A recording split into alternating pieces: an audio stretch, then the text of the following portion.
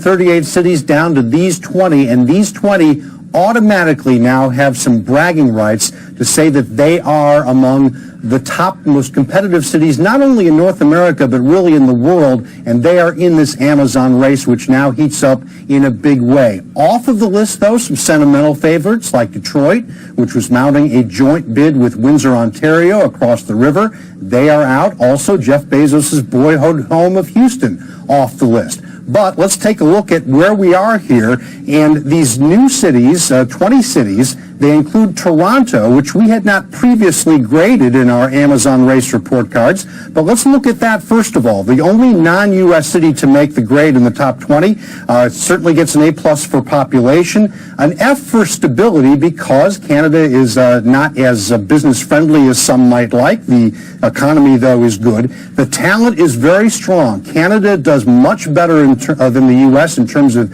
educational attainment of its workforce. A lot of great talent there, so a C+, a C- on location. Toronto has issues with infrastructure, just like its U.S. counterparts, and that could be an issue. Overall, a grade of C for Toronto. Los Angeles comes into the picture. If Amazon wants a location closer to Hollywood for its growing studio arm, this is not a bad idea. It's not a place that a lot of people had thought of, but certainly has the population. Stability, California, not exactly the most business-friendly state, though the economy has gotten a lot better. Great talent in the area that they call Silicon Beach. On location, lots of issues that come with a big city, so a D-, but overall, a C for Los Angeles, the only California city to make the grade. A lot of people thought here in San Jose, where they had submitted a bid, that there might be a Silicon Valley presence. What do you think this whole thing is all about here for Amazon?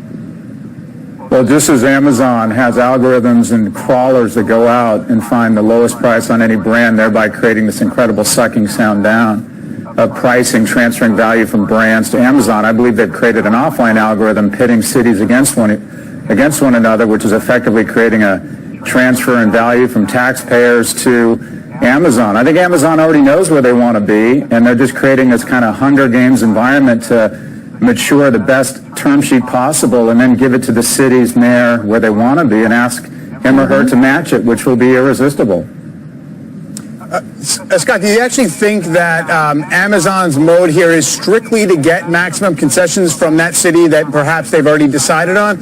Or was it also to promote some kind of sense of goodwill out there? Like, you know, we're kind of going to create some sort of a teamwork attitude. And some people have even said, look, the losing cities, hey, at least they have a pitch book that they can use maybe to attract other companies. Maybe that's just too much of a bright side view, though.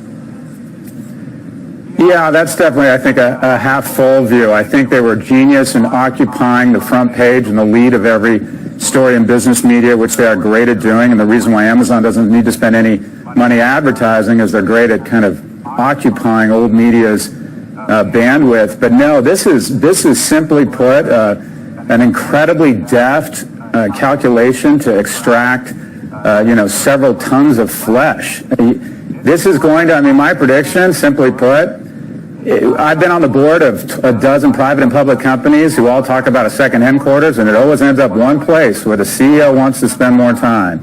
And Mr. Bezos already has a house in New York and D.C. Your previous guest was very sharp in his comments about if he's in D.C., he becomes probably less subject to regulation, or at least it puts it off. The new headquarters are going to be in the metro area of New York or D.C., because that's where a 53-year-old man worth $105 billion wants to spend more time. Some of these other cities, it's ridiculous that they even entertain the notion and have them spend so much time trying to produce a term sheet that they will then go again and get someone else to match.